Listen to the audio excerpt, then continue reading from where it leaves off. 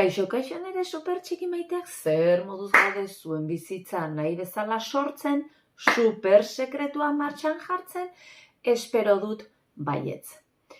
Ikasitakoa martxan jartzea, kriston poza ematen du.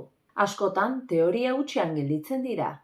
Eta kito, baina praktikara eramaten dugunean eta emaitzek aldatzen dutenean, hori da ikaskuntza ederra. Gehatu nerekin eta konturatuko zeate. Aurrera super txikiak eta super familia.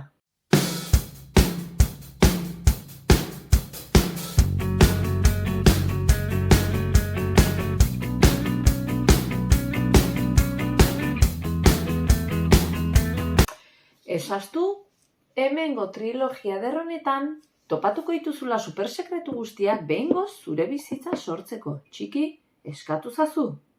Demagun, eskolan beste gelako neska bat, ez zaizula bat ere ondo erortzen. Ez dakizu zergatik, baino ez dezu berarekin egon nahi. Eskolan ordea elkar bizitza pila bat lantzen ari zeate. Eta praktikara eramateko, hurrengo egunean, hurbildu egiten zea patio garaian neska honengana, zure amaiketakoa eskaintzen diozu eta ze sorpresa? Atsegina dirudi neskak.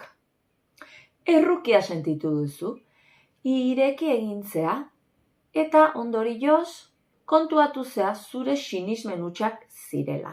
Eta neska hori ez dela hain tentela.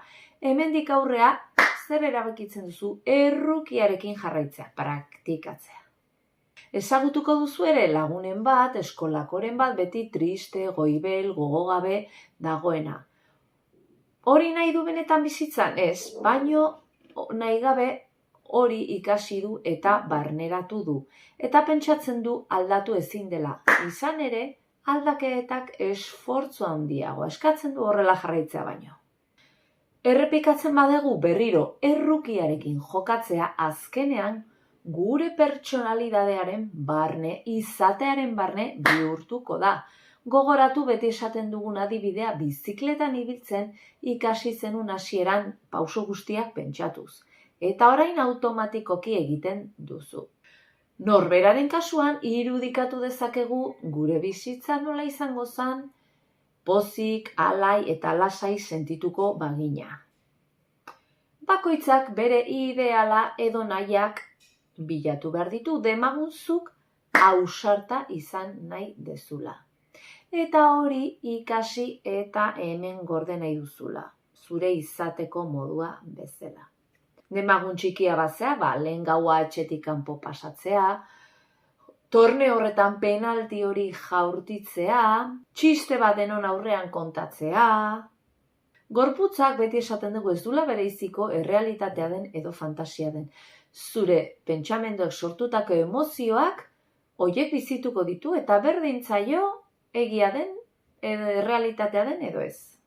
Praktikatu ostean ohitura bilakatuko da, jada ausarta sentituko zea eta kanpoan pausotxoak ematen hasiko zea. Zerbait berria gertatzean horrek pistak emango izkizu. Demagun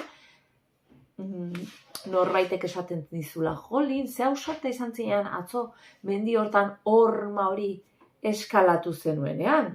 Orduan konturatzen zea, ostras, pausotxo bat eman dut praktikan. Pentsamenduak eta sentimenduek bat egiten dutenean, emaitzak hortxe izango dituzu, probatu eta kontatuko diazute. Aurrera supertxikiak eta superfamilia. Volumena, gorputzek eskatzen dehust, bai, martxa,